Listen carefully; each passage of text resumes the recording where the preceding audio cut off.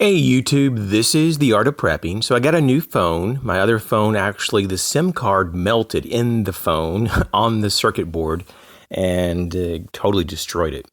And so I guess it was just overuse, or maybe there was a defect, but basically the carrier service provider said that it's a really rare occurrence. And I'm glad that it is a rare occurrence because that's not good. But I got a really good phone here, and I just wanted to ask you guys first and foremost if you can hear a difference in the audio quality.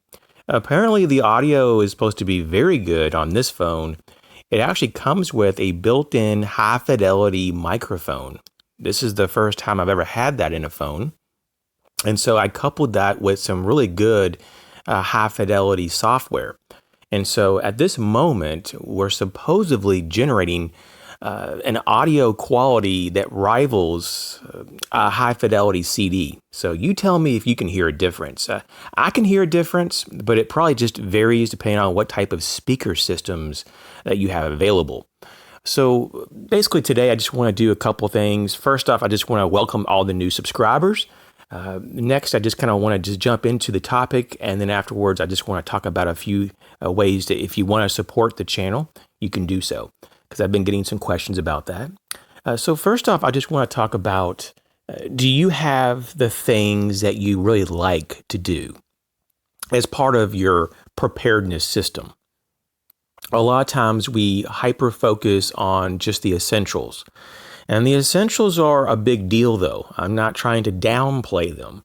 You know, having the food and having the water, having the ability to filter clean water, having all this stuff is very good. And you should certainly do that first. But there's a lot of preppers that don't have anything to do while they're actually, quote unquote, weathering the event or surviving, or however you want to put it. And so I've asked a few of my friends that are preppers, what type of things do you have to keep yourself busy that you like to do? And they typically say things like, well, I have a deck of playing cards, or I have a survival guide, and that's pretty much it. Really, that was about it. And so I just want to share a few things that I do and maybe some other ideas, just kind of randomly brainstorm for a moment. But you should know what you like to do, what you can get lost in. And for example, I like to draw, and I like to read, and I like to write. And those are very easy things to do in a bug out situation, or at home, or in a car. It's real easy to bring some paper, to have a pencil or a pen, to have a little book with you. It's not that big of a deal. I have some friends that are into model airplanes. And so what they like to do is they keep a few of their magazines around the house because they like to look at them. So I suggested to them, why don't you pick some of your favorites and put them in some of your bags and some of your kit systems, so it's there. I have a friend that likes to play the harmonica. You know, that's really easy to kind of tuck away. In fact, you might want to get a few harmonicas if you like harmonicas.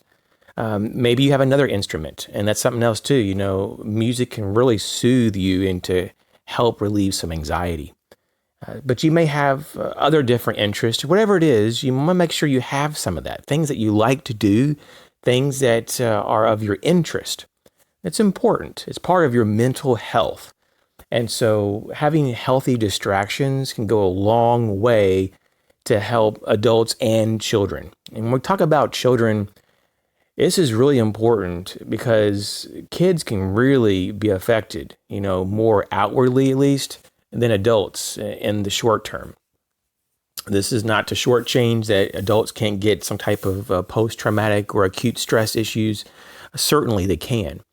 But kids are just kind of like an open book. If they're stressed out, most kids, at least that I know of, they'll just show that they're stressed out. They're not going to hold it in like adults can, and they typically do. So when it comes to kids, I mean, you definitely want to know what your kids are really like. If they like to color, make sure you have some good coloring books, some of their favorites, you know, and have some whatever they like to color with. If it's markers or crayons or, you know, colored pencils, whatever is appropriate as well. Some kids I know, they like to play like these little handheld video games. I'm not a big fan of letting kids play on those. This is just my opinion. It just doesn't seem like it's appropriate to allow your kid for hours to play on these devices. But let's just say, though, that there's something really bad going on. Well, that could be a way to distract your kid, is to give them one of those handheld, gaming devices. So just some different ideas. And, everybody, has different situations at different times. So you kind of have to just problem solve this as you go. But it's really good to have some things that you like to do and like to interact with around. And because there's a lot of times, these situations that we find ourselves in that we're just waiting for help, waiting for the storm to settle, or maybe there's a flood, or maybe there's like a snowstorm and we're kind of landlocked in our house. So there's times, and I've had it too, I've been stuck at my house for 2 weeks at a time before with no power. And all you do is just wait it out, and everything worked out just fine. But guess what? I had a whole bunch of books to read, and I had a bunch of paper and pencils to use. So I did a lot of drawing. I even had some paints. I did some painting, and it was all good. But I'm really happy that I had it, because if I didn't have anything to do, 2 weeks would have felt like forever. Can you imagine just having no way to, for some people at least, they didn't have any means to charge their phones. Now, I did, but a lot of people, like my neighbors, didn't. And so can you imagine being them? Having, a lot of them didn't even have any books in their house, which I can't understand that, but they didn't have nothing to read, nothing to do, because they had no power. And everybody these days, either they're on their phone, or they're on the computer, or on some type of video game. And that's what I've noticed. A lot of people are reliant on the grid, the power grid, for all their needs. And so it's okay to go, what I want to call here, old school, and have some books, and other things that are tangible that you can use offline. And I get a big kick out of, there's a recent commercial that I saw that was talking about offline shopping as if it's some kind of new thing. I think it was for the millennials or something. I'm not sure who they were targeting with that, but it was hilarious. Because anymore, everybody is so used to buying such a large amount, if not almost all of your stuff these days online. They were actually trying to make a case of, hey, there's this new thing called offline shopping. There's actually physical stores with physical stuff in it.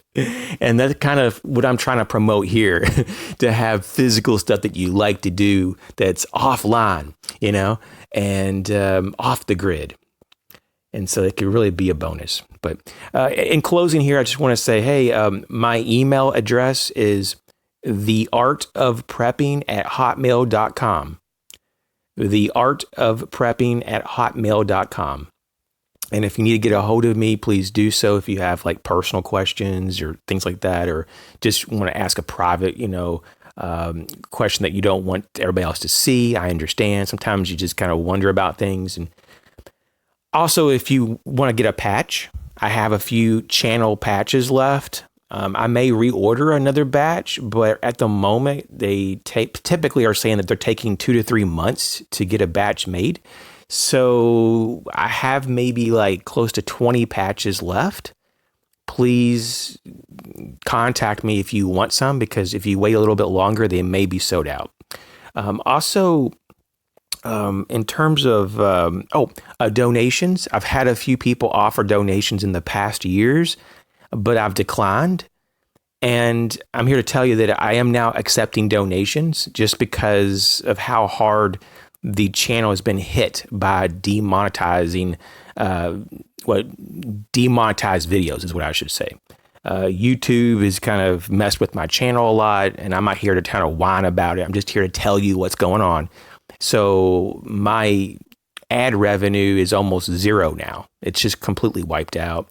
So if you want to make a donation, and I'm not here asking for a donation, but it would be really cool if someone wanted to make a donation. I would be really appreciative, just to kind of help me out. That would be great. And also, I have books that I've written. There's some links in the description box. There's also hyperlinks to Amazon. Even if you don't find anything in those links, you can still take a link to Amazon and then search within Amazon for what you want or what you're going to be buying anyways. And I'll be able to piggyback on that order, and I'll get a small commission. Sometimes it's anywhere from like 2 to 5%. It just depends on what you buy. Every category has a different commission. But that really helps the channel as well. And as of recent, though, I haven't checked my commission account, but for a while, no one used those links. I mean, there was a period of time that a lot of people were using it, and it was really helping me out. I was like, wow, thank you so much. But there's just been like a real code spell. So I really do appreciate the help from using the hyperlinks. I think that covers it right there. But I just want to thank everyone for your ongoing support over the years. And to the new subscribers, welcome to the channel. Don't be a stranger. A lot of people, they like to watch the videos, but they don't want to comment. I understand that, but don't be afraid to comment. No one's going to be allowed to be disrespectful. I watch all the comment sections, and I monitor it very, very closely every day. Also, it just seems like there's less and less content within the preparedness world that's of quality that's out there. A lot of channels have left or whatever. And so what we see is that there's kind of a bottlenecking occurring right now on YouTube within the whole survival, prepper, bushcraft, that kind of whole genre of preparedness. There's a bottlenecking happening. And so even some of the larger channels are just kind of getting fed up with all the constant harassment and just all the red tape to even get a video out anymore. And what a lot of channels have done, though, they just haven't even tried to fight anymore to be monetized, to be, to get ad revenue. And they're just going to Patreon. A lot of people have been telling me forever, go to Patreon and all this, but even Patreon is now getting political. And if you say certain things, they kick you off or restrict you even on Patreon. So there really isn't any kind of like secret place for me to go to make everything better. But I thank everyone for all the suggestions over the years. I really do appreciate your effort. I am going to just chime in from time to time on the channel, but for a while now, I'm going to just kind of lay low. I'm just going to be doing more of my hobbies. And I've noticed that over the last few years, I've spent an incredible amount of time on YouTube. Like, I've learned a lot from you guys. I mean, it's been a crazy ride, and the ride isn't over. But I have to slow the ride down a bit and do other things because I don't want my whole life, or at least the majority of it, just to be on YouTube. It's not really a good way to live.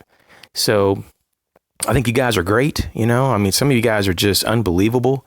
What you guys do every day and how you help other people, how you put yourself in a situation to be prepared for horrible situations that may happen. And sometimes they do happen, and you let me know how you weathered it. And it's a really great thing to hear that you've been able to overcome certain challenges. And that's what this is all about. This is what this channel is about, is giving you hope, giving you some different ideas and some insight on maybe how to do some things, things to think about. And, we're just all walking this journey together. We can only do so much. So once again, just do the best you can. And every day, if you just do something every day, it adds up. And you look back after a few years and you did all this stuff. All this stuff happens, but you have to make the first step. So every day, put one foot in front of the next. And guess what? You'll get somewhere. You guys take care.